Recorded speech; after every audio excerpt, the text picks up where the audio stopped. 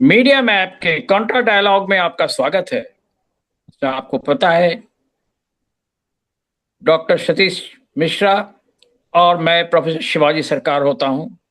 हम दोनों के विचार अलग होते हैं और हमारी कोशिश यही होती है कि हमारे विचार अलग बनते हुए भी जनता को चीजों की सही जानकारी, जिसको हम कहते हैं ट्रांसपेरेंसी। ट्रांसपेरेंसी का मतलब ये नहीं है कि सिर्फ शीशे में आप दिखे ही, शीशे के पीछे जो है वो भी आपको दिखे। ये हमारी कोशिश रहती है। तो हम आज बात करेंगे अंबेडकर के कई बयानों को लेकर, तोड़ मरोड़ कर सोशल मीडिया पे पोस्ट किए जा रहे हैं। एक चीज आपको समझने की जरूरत है, सोशल मीडिया का इस्तेमाल जो है सच के बजाय झूठ फैलाने के लिए किया जा रहा है, जिसको आप फेक न्यूज कहते हैं। तो फेक की न्यूज नहीं, मैन्युफैक्चर्ड फेक न्यूज जो है वो जा रहा है आपके पास। आप उसको बिना देखे फॉरवर्ड कर देते हैं और बिना किसी कमेंट के कि ये फेक है, इसको मत देखो, ये भी नहीं कहते हैं आप। जब आप कर देते हैं तो वो झूठ बढ़ता चला जाता है, झूठ का मल्टीप्लिकेशन होता है। झूठ की आप कह सकते हैं चक्रवृद्धि हार में प्रगति होती है। तो ये जो चक्रवृद्धि हार में झूठ की प्रगति होती, वो कैसे ना हो, आज हमारा विचार इसी पर है। और ये सिर्फ यहीं तक सीमित नहीं है। कई अखबारों के जो संपादकीय पन्ने हैं, एडिटोरियल पेज, उस पे भी कई ऐसे पदस्थ व्यक्तियों के जो विचार होते हैं, या उनके जो संगठन के विचार होते हैं, या जिनका संपादकीय से कोई लेना देना नहीं होता है, उसको संपादकीय पन्नों पर लगाकर उसका महिमा मंडन भी किया जा रहा है। ये एक दूसरे प्रकार की चिंतन का विषय है और चिंतनीय विषय है। क्यों? ऐसे चीज जो सबको मालूम है कि ये प्रोपागेंडा है, जो हो सकता है कोई मंत्री हो, कोई अफसर हो, या कोई ऐसे ओहदे पे बैठा हो जिसका सच बोलने से थोड़ा ताल्लुक कम होता है, तो उन चीजों को संपादक लोग संपादकीय पृष्ठों पर लगाकर अखबारों की, संपादकीय पन्नों की और पूरे मीडिया जगत पर क्यों एक छोटा सा भी काला धब्बा लगाने की कोशिश में है। तो इन सारी चीजों पर आज हम कंट्रा डायलॉग में बात करेंगे डॉक्टर सतीश मिश्रा से। इससे पहले कि हम आगे बढ़े, आपसे गुजारिश है, आप हमारे चैनल को सब्सक्राइब करें, लाइक करें, शेयर करें और कमेंट करके बताएं आपको कैसा लगा, क्या होना चाहिए, और ये जो वाद वाद और विवाद है उसमें आप अपनी शिरकत करें। तो डॉक्टर मिश्रा, इधर हमने देखा कई तरह के जो है बातें आ रही हैं, और सबसे बड़ी चीज है कई किताबों का जिक्र करके कई कमेंट्स किए जाते हैं। और निश्चित रूप से ही हर एक को हर किताब पढ़ने का न तो शौक होता है, ना वक्त होता है, ना अवसर होता है। तो इस तरह से, और आज का जमाना जो है, डॉक्टर अंबेडकर जो है, जो एक भारत के एक बहुत प्रतिष्ठित नाम है, संविधान के जो निर्माण की प्रक्रिया है उनमें उसका बहुत बड़ा योगदान रहा है। और उनके नाम को लेकर जिस तरह से कई, जो अभी हाल में हम लोगों ने डिस्कस किया, कई कमेंट्स आए एक विशेष संप्रदाय को लेकर उनके विचारों की, और वो विचार जो है किसी एक दूसरे संप्रदाय के विचार के साथ जो है जोड़ के जब जब डॉक्टर अंबेडकर को प्रस्तुत किया जाता है, तो निश्चित रूप से ही ना हम डॉक्टर अंबेडकर के साथ न्याय कर रहे हैं, ना भारत की जनता को सच से अवगत कराने की कोशिश कर रहे हैं। तो ऐसे जो हालात हैं, तो क्या हम मान लें झूठ जो है सर चढ़कर बोल रही है? नहीं, झूठ का बोलबाला, सच्चे का मुंह काला, ये हो रहा है। सत्य जो जी। है उसकी पूछ नहीं है, झूठ की बात हो रही है, झूठ फैल रहा है। देखिए, मैं जो आपसे बात कहना चाहता हूं वो ये है कि देखिए, आपने ही मुझे एक ग्रुप में, जिसमें हम लोग 5-7 मित्र लोग हैं, 31 मई को आपने एक फॉरवर्ड किया। आपने ही किया। जी हाँ, बिल्कुल किया था। और उसमें जब मैं मैंने, चाहता था कि मैं चाहता था कि हम सब इस बात पर जो है अपने अपनी राय रखें, और मैंने उसमें अपनी कोई राय रखी नहीं थी। नहीं, मजेदार बात यह है कि उसमें ज्यादातर बात हमारे आप बीच में ही हुई जो आज फिर हो रही है। जब आपने ये फॉरवर्ड किया और मैंने उसको पढ़ा, तो उसमें क्या था, लब्बो लुआब क्या था उसका फॉरवर्ड का, वो ये था कि ये व्हाट्सएप का मैसेज जो फॉरवर्ड किया गया था वो शुरू होता था, every patriotic Indian should read the book. मतलब देखिए, हमने आपने दोनों ने पेट्रियट में काम किया है ना, तो जब पेट्रियट का नाम आता है तो बेशक। मेरी, तो मुझे थोड़ी सी तकलीफ होने लगती है। बहरहाल, देखिए, पेट्रियट का मैं शब्द, आपको पेट्रियट ही नहीं, मैं तो नेशनल हेरल्ड में भी अपनी जिंदगी की शुरुआत की है। और ये नहीं नहीं, दोनों अखबार इतने अच्छे अखबार होते थे और इतने ऑब्जेक्टिव होते थे, और उनके संपादक इतने अलर्ट होते थे। आपने अगर एक भी शब्द अनुपयुक्त रूप से इस्तेमाल कर दिया तो दूसरे दिन आपकी खाट खड़ी हो जाती थी। नहीं नहीं, मैंने भी नेशनल हेल्थ में काम किया है, तो हम लोग दोनों ने बहुत सी जर्नी साथ साथ की है।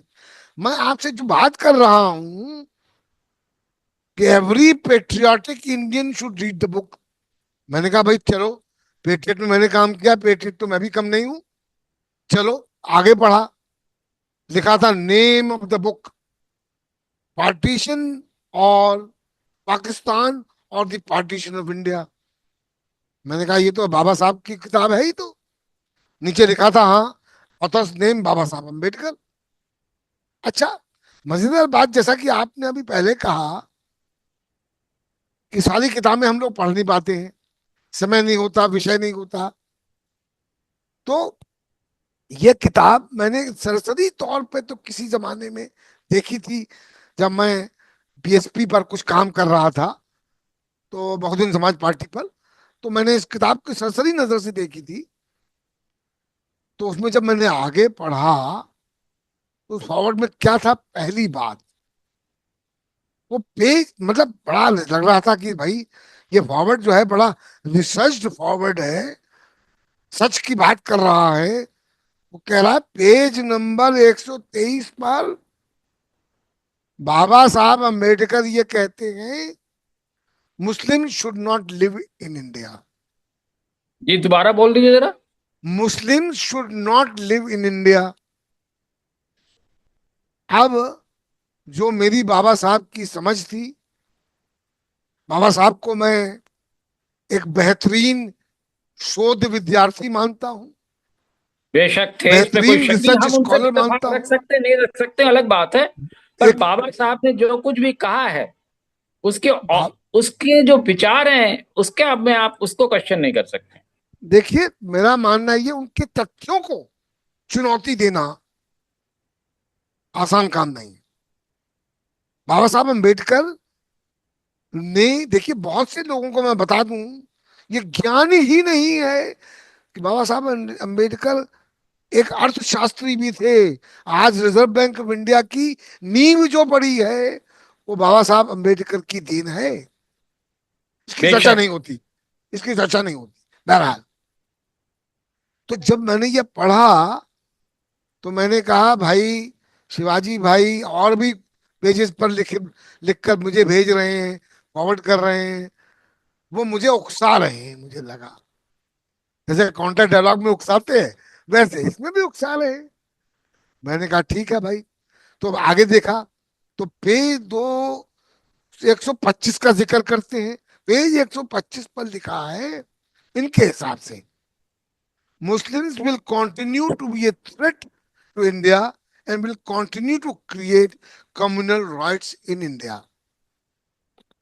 इस तरह की पेज नंबर 231 पर, पेज नंबर 233 पर, 234 पर मुस्लिम्स सोशल रिफॉर्म के खिलाफ हैं, मुस्लिम्स विज्ञान के खिलाफ हैं, मुस्लिम्स शरिया लॉ के अलावा किसी को मानते ही नहीं है, कॉन्स्टिट्यूशन ऑफ इंडिया को नहीं मानते।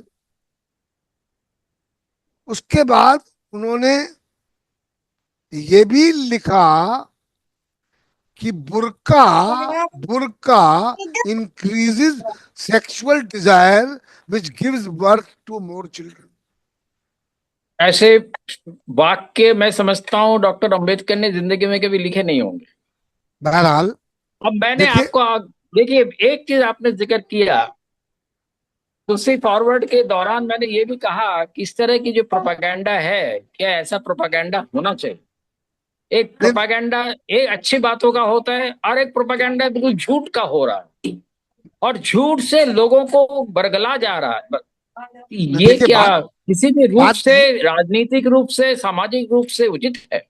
बात मोटी सी ये है कि किसी भी प्रकार से दलित वोट को पकड़ लो, अपनी तरफ कर लो, सारा का सारा उसका प्रयोजन उद्देश्य ये है। बात मैं भी समझता हूं, ऐसा नहीं कि समझता नहीं हूं, पर बाबा साहब अम्बेडकर का माध्यम लेकर ये करना, ये करना बाबा साहब अम्बेडकर के साथ अन्याय है।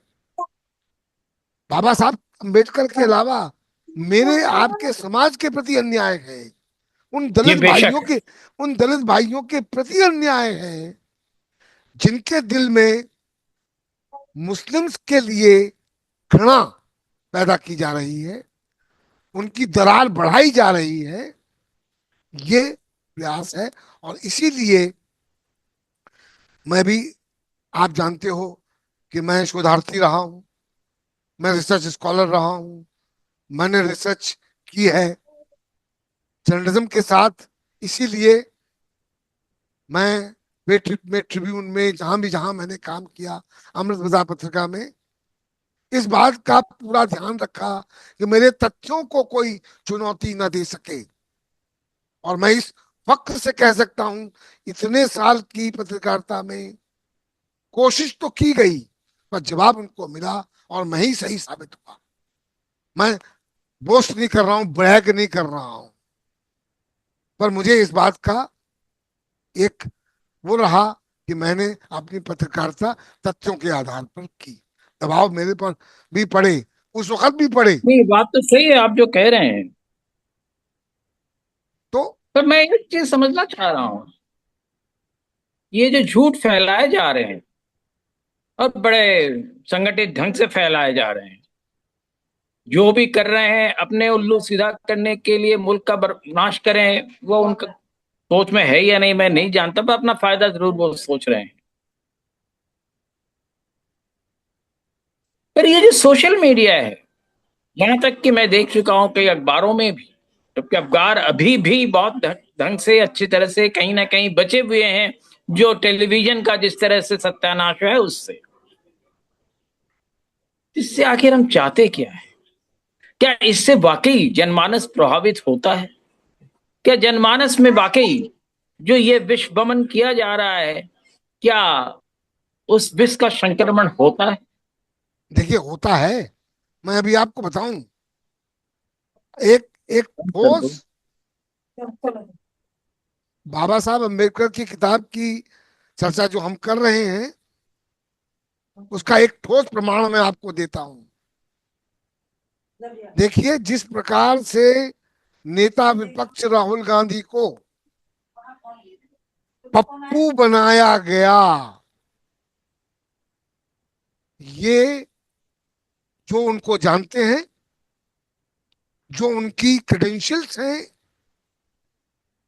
उसके बारे में अगर आप जानोगे तो आपको उनके प्रति आदर होगा। उसको, उस व्यक्ति को पप्पू बनाया गया सुनियोजित ढंग से, इसी सोशल मीडिया प्लेटफॉर्म से। उनकी बातों को कोई एक बात कह रहे हैं, आउट ऑफ कंटेक्स्ट करके उसको चलाकर। अब मजेदार बात बताऊं, मैंने इसकी चर्चा अभी किसी एक व्यक्ति से की। उसने कहा, भाई साहब, पप्पू कौन है? पप्पू राहुल गांधी नहीं है, पप्पू हम हैं जो इस तरह की बातों को मान देते हैं। जैसा आपने कहा ना, आंख बंद करके फॉरवर्ड करना, बिना तथ्यों की जांच किए फॉरवर्ड करना। अरे भाई, अगर पढ़े लिखे हो जैसे हमारे ग्रुप में होता है ना, फॉरवर्ड करे पड़े। अरे भाई पहले जांच तो लो, जांचने के बाद उसको आगे बढ़ाओ। तो उस दिन की बात मैंने क्या कहा आपसे कि मैं आपको फैक्ट्स चेक करके बाबा साहब अम्बेडकर की किताब के I will get back to you. आपको याद है ये मैंने मैसेज भेजा था आपको, और रात के 11 बजे मैंने आपको वापस मैसेज भेजा कि ये जो कुछ लिखा है इसमें, इस फॉरवर्ड में, वो तथ्यों पर आधारित नहीं है। इस तरह की बात बाबा साहब अम्बेडकर ने नहीं। दूसरी बात, ये भारत का दुर्भाग्य है कि भारत के जो मीडिया, सोशल मीडिया को मैं मीडिया नहीं मानता हूं, वो तो एक जो मर्जी आप कर जाइए उसमें, वो मीडिया नहीं। सोशल मीडिया में कुछ भी आता है उस पर विश्वास करना अपनी मूर्खता की सबसे बड़ी पहचान है। फिर सोशल मीडिया के अलावा मैं देख रहा हूं अखबारों में जिस तरह से सरकारी पदों पर बैठे हुए लोगों की जो प्रोपागेंडा ओरिएंटेड चीजें हैं उसको जिस तरह से संपादकीय पन्नों पे लिया जा रहा है, जिसका मैंने अभी जिक्र किया, ये बहुत गंभीर एक सवाल है। ये सवाल इसका क्या गंभीर है। इलाज है? संपादक क्यों दबते जा रहे हैं? संपादक ऐसा क्यों कर रहे हैं? देखिए हेरिटेज देखिए, गिल्ड ऑफ इंडिया इस बारे में बात क्यों नहीं कर रहा है? करना चाहिए रीडर्स गिल्ड ऑफ इंडिया को, और रीडर गिल्ड ऑफ इंडिया ने बहुत सारी बातों को उठाया भी है। बिल्कुल किया ऐसा है, नहीं है, बिल्कुल किया ऐसा है, नहीं इसमें है। कोई शक नहीं, बहुत सारी बातें अच्छी की है बहुत सारी उन्होंने। बातों को उठाया है उन्होंने। मोटी सी बात यह है, क्या ये लोग जो इन पदों पर बैठे हैं उनको एडिटर्स गिल्ड ऑफ इंडिया की परवाह है?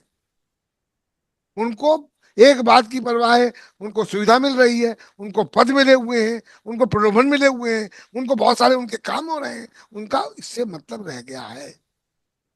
मालिकों का तो हो ही रहा है, पर संपादक भी उतने ही जिम्मेवार हैं, मान लीजिए कहना आप। अच्छा, अब मैं आपसे जो बात कह रहा था कि इस किताब को मैंने आपको रात में फिर कहा ना, बताया आप कि ये तथ्यों पे आधारित नहीं है। एक बात आपको आगे कहूं, जो बात आपको सुनना चाहिए। इस किताब में बाबा साहब अंबेडकर मुस्लिम भाइयों से ज्यादा, कहीं ज्यादा, दुगना तिगुना, जो हिंदुओं में जो अपर क्लास है, अपर कास्ट है, उनको ज्यादा गरियाते हैं, उनको ज्यादा दोषी मानते हैं, पार्टीशन के लिए उनको जिम्मेवार ज्यादा मानते हैं।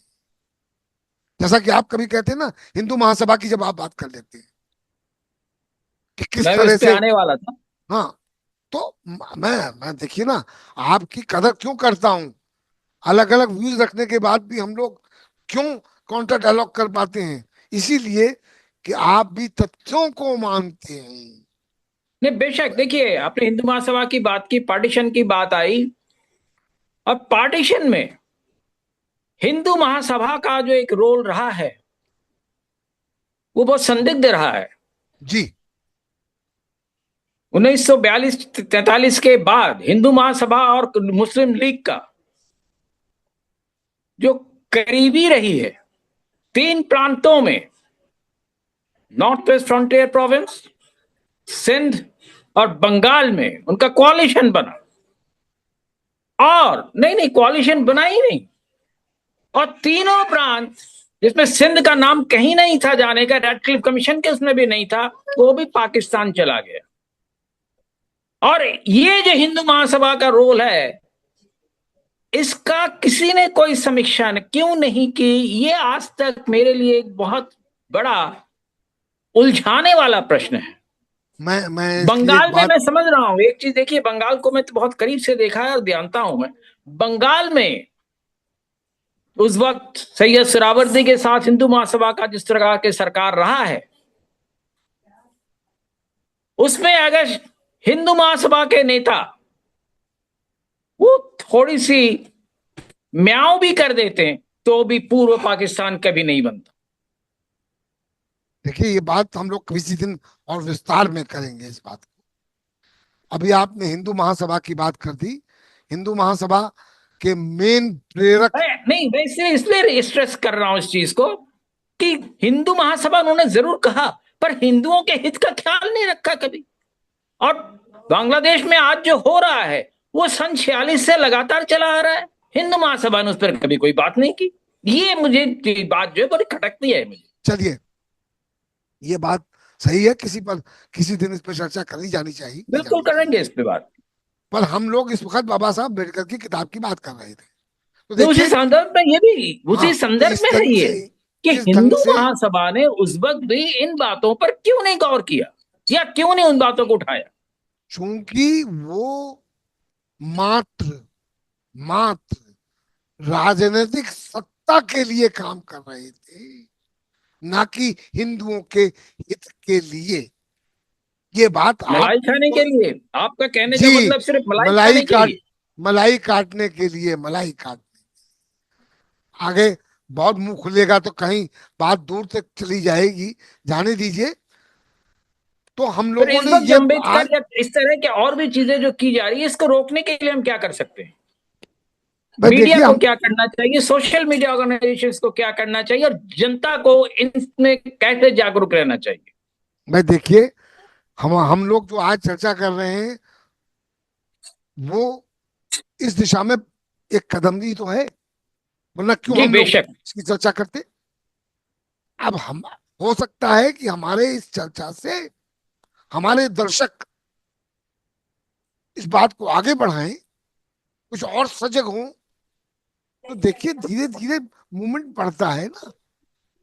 भाई आपको पहले बात तो तथ्यों पे लाना पड़ेगा लोगों को, कि भाई तथ्य जानो तब तय करो। तो नहीं नहीं, इस पे एक चीज और मैं जोड़ना चाहूंगा जी, कि कई सही बात कहने पे लोगों को जेल हो रही है, लोग झूठ पे झूठ बोले जा रहे हैं, और कई ऐसे इंस्टांसेस हैं, रिसेंट इंस्टांसेस हैं, लोगों ने बहुत उल्टी सीधी बातें की, इवन सेना के अफसरों के लिए कही, उनके खिलाफ कुछ नहीं हुआ, पर जिन्होंने वस्तुतः कुछ नहीं कहा उनको उठाकर बंद कर दिया गया। भाई तो ये जब स्थिति होगी तो ये चीजें कैसे रुकेगी।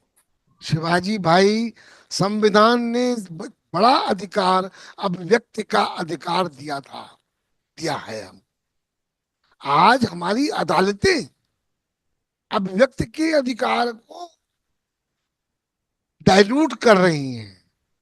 आश्चर्य फ्रीडम ऑफ होता है। एक्सप्रेशन को जी, ये अदालतें कर रही है, ये तो बहुत बड़ी बात कही आप। जी, आप देखें, आप गौर करें, बड़े बड़े कानूनविद इस बात को कह रहे हैं। अब व्यक्ति के अधिकार की बात जैसे भी आपने कही, वहां एलन मस्क बातें कह रहा है और जिंदा है, अरेस्ट नहीं हुआ है। यहां जैसा भी आपने कहा कि जो कह रहा है उसकी सजा, उसको सजा नहीं होती, जो नहीं कह रहा है उसको तोड़ मरोड़ के, अशोका यूनिवर्सिटी के प्रोफेसर की बात मैं आपसे उदाहरण के तौर पर कहना चाहता हूं। राहुल गांधी ने भारत जोड़ो यात्रा के दौरान मात्र इतना कहा था कि चीनियों ने हमारी भारत जोड़ो यात्रा पर प्रश्न चिन्ह लगेंगे, चीन ने आकर हमारी जमीन पर कब्जा कर लिया, हमारे 20 नौजवान मारे गए उसमें, इस पर कोई प्रश्न चिन्ह नहीं करेगा। ये बात आर्मी के मोरल को गिराने वाली बात कोर्ट समझ रही है, अदालत समझ रही है। ये बात आप मुझे बताएं कि नेता विपक्ष दल भी नहीं कह सकता।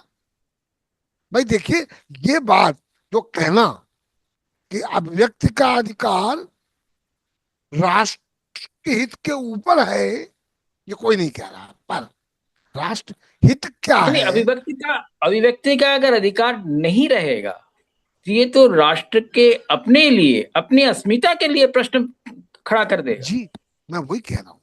तो कुल मिलाकर इस पर हम किसी दिन और बड़ी चर्चा करेंगे। अभिव्यक्ति के आधार पर अभिव्यक्ति की स्वतंत्रता पर एक डिस्कशन होना चाहिए, अदालतों पर ठोस बात होनी चाहिए। पर जो आप पर कह अभी रहे हैं वो, अंबेडकर जी को भी जो है क्यों ऐसे उसमें घसीटा जा रहा है जिसका उनके सामान्य स्वभाव से कभी ताल्लुक नहीं रहा है। भाई देखिए, हम बाबा साहब अम्बेडकर को कुल मिलाकर क्या कहना चाहिए, चुनावी हथकंडा बनाया गया है, बनाया जा रहा है। माफ कीजिए, बहुजन समाज पार्टी बड़ी पार्टी थी, उन्होंने भी यही किया, उन्होंने भी यही किया। उन्होंने पढ़ा नहीं, उनको बहुजन ब- समाज पार्टी ने अम्बेडकर को कभी पढ़ा नहीं। बढ़ा नहीं। हमारे, मैं आपको बताऊं, भारतीय जनता पार्टी ने किस वक्त बाबा साहब अम्बेडकर की तस्वीर रखना अपने दफ्तरों में शुरू की, वो आपको याद होगा। पहले नहीं रखते थे। बता भारतीय दीजिए ना जनसंघ, कब, बता दीजिए। भारतीय जन भारतीय जनसंघ के जमाने में नहीं आपको नजर आएगी। बाबा साहब अम्बेडकर को जब ये समझा गया है दलित वोट की इंपॉर्टेंस, क्योंकि वो दलित वोट पहले कांग्रेस के पास जाता था, तो वहां से उसको छुटकारना था। तो उसको, अब जैसे कि कोशिश है कि साहब, लौह पुरुष हमारे सरदार वल्लभ भाई पटेल, उनको कांग्रेस से निकाल कर अपने पास रख लो, ये कोशिश है, प्रयास हो रहा है, और जनता भटक रही। वैसे इस सरकार में एक बड़ी अच्छी खासियत है, कांग्रेस की हर बुराइयों को इन्होंने अपना लिया। कांग्रेस की जो इकोनॉमिक पॉलिसी, जो सबसे घटिया पॉलिसी 91 के बाद रही, उसको इन्होंने अपना लिया। और उसके बाद जीएसटी, जिसको कांग्रेस ने त्याग दिया, उसको इन्होंने अपना लिया। तो ये तो कांग्रेस के जूठन पे ही जिंदा है। चलिए, यही बात हम समाप्त करते हैं। आज के लिए सोशल मीडिया को रिस्पॉन्सिबल होना पड़ेगा, हमको सबको रिस्पॉन्सिबल होना उसके चाहिए। लिए रेगुलेटर की, बहुत सख्त रेगुलेटर की जरूरत है, और बाकी मीडिया के लिए भी, टेलीविजन के लिए भी एक मीडिया के रेगुलेटर की जरूरत है। रेगुलेटर का मतलब ये नहीं है कि सरकार के हाथ में और आप ताकत दे नहीं दीजिए। नहीं नहीं, रेगुलेटर की जब हम बात कर रहे हैं, हमारे जहन में प्रेस काउंसिल ऑफ इंडिया का जो तस्वीर है, जैसा भी है वही है। मैं बता रहा हूं, प्रेस काउंसिल ऑफ इंडिया में जिस प्रकार से अब अपॉइंटमेंट्स होते हैं, उन पर चर्चा होनी चाहिए।